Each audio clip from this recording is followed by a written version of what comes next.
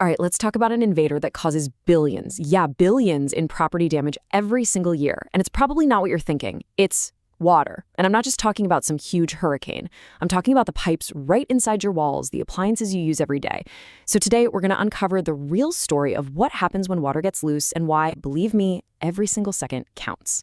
Okay, so picture this. You're at home, you hear a sudden, weird noise, and then, moments later, you see it. Water is spreading across your floor. Now, this isn't just some mess you can clean up with a towel. No way. This is the starting gun for a serious race against time. So what really happens in those first critical moments? Well, let's break it all down. So how does this whole invasion even begin? Well, you might be imagining some big, dramatic event, right? But honestly, that's rarely the case. More often than not, water finds its way in through the very things we rely on, day in and day out. And the scary part? It's often completely unnoticed until it's way too late. You know, when we hear water damage, most of us immediately picture a massive flood, water rushing down the street. But the reality? It's usually much sneakier.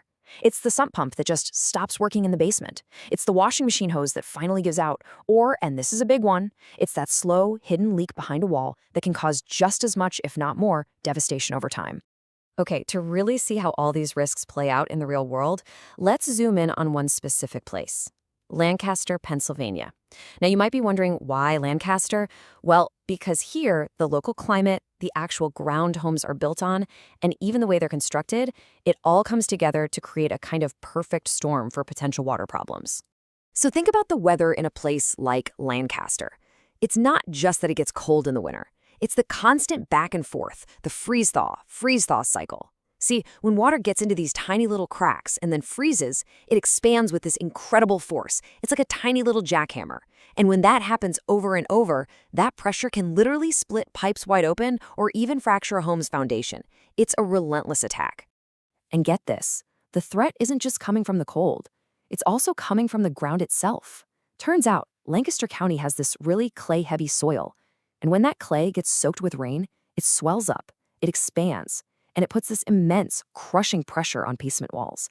They call it hydrostatic pressure, and trust me, it's powerful enough to cause cracks and just let water seep right on in. All right, so the water is inside. This is where the most critical phase begins. A clock starts ticking, loudly, and every single minute that goes by allows the damage to just multiply and compound, turning what might have been a small problem into an absolute catastrophe. This quote right here really nails it. Every minute counts.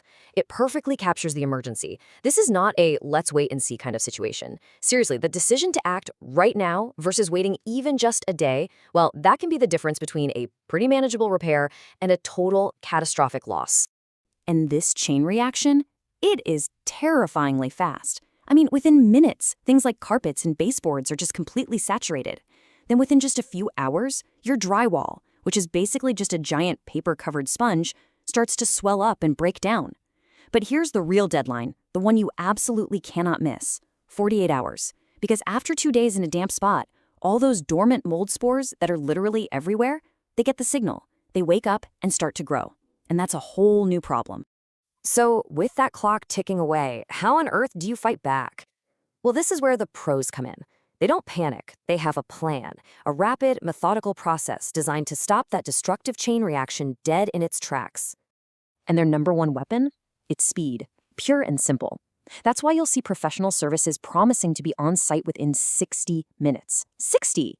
Getting boots on the ground that fast is everything.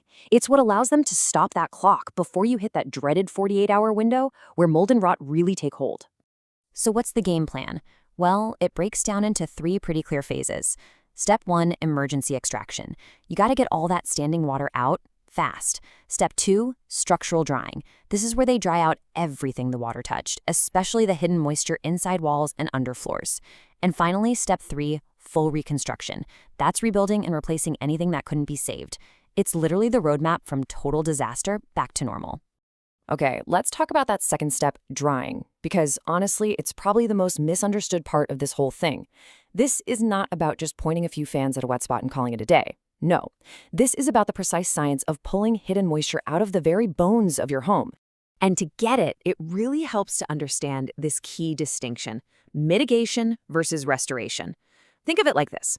Mitigation is the emergency room. The goal is to stop the bleeding, stabilize the patient, and just prevent things from getting any worse. Damage control, right? Then, restoration is the recovery and the rehab. That's the process of actually rebuilding and making everything whole again. You absolutely need both for a full recovery. And you should know, this is not just guesswork. The whole process is guided by super rigorous standards from organizations like the IICRC. These are the folks who literally write the rulebook for this stuff.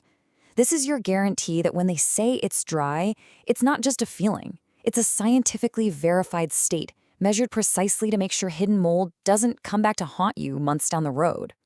Now, part of those standards involves figuring out what kind of water you're dealing with, because, believe it or not all water is the same. You've got Category 1, which is clean water. Think a burst supply pipe. Then there's Category 2, gray water, which is a little contaminated, maybe from a dishwasher overflow. And then you have Category 3, black water. This is the bad stuff: sewage, floodwaters. Knowing which one you have is absolutely critical because it changes the safety rules and the entire cleanup procedure. Okay, so finally, we get to the last stage, putting it all back together, restoring normalcy. But what actually goes into this final step? And the big question on everyone's mind: what determines how much it all costs? Well, this is exactly why there's no single price tag for water damage. The final cost is really a puzzle made of a bunch of different pieces. You have to ask, was the water clean, or was it nasty black water? Are we dealing with one small room or an entire floor of the house? How much stuff was actually damaged beyond repair? And how long did it take to get everything scientifically verifiably dry? Every single one of those factors can totally change the scope and the price of the job. All right, now for the million-dollar question, right? Who pays for all this? Well, here's the good news. Most standard homeowners insurance policies will cover damage that is sudden and accidental, like that burst pipe we talked about. But those keywords are everything: sudden and accidental. That gradual damage from a slow leak you might have ignored for a while, or massive regional flooding, yeah, that's typically not covered and usually requires a whole separate policy. And all of this leaves us with one last really important thought. Once the new drywall is up, the paint is fresh, and the floors look great, it is so easy to think, phew, it's over. But was it dried properly, scientifically? Because if it wasn't, there could still be hidden moisture, silently feeding mold or causing rot inside your walls. And that's a powerful reminder that with water damage, what you can't see is often the most dangerous thing of all.